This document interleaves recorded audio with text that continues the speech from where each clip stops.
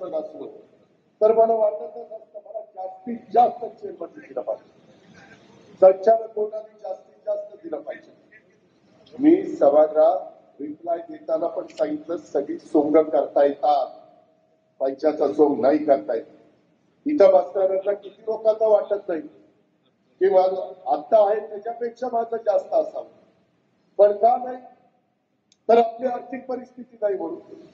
त्याच्यामुळे आहे त्याच्यात आपण आपला संसार कसा चालवता, आपला प्रपंच कसा चालवता, आपल्या मुलाबाळांना कसं दर्जेदार शिक्षण देता, त्यांची लग्न कार्य करता, ते साधारण आपला एकंदरीत असणाऱ्या उत्पन्नाचा विचार करून करता।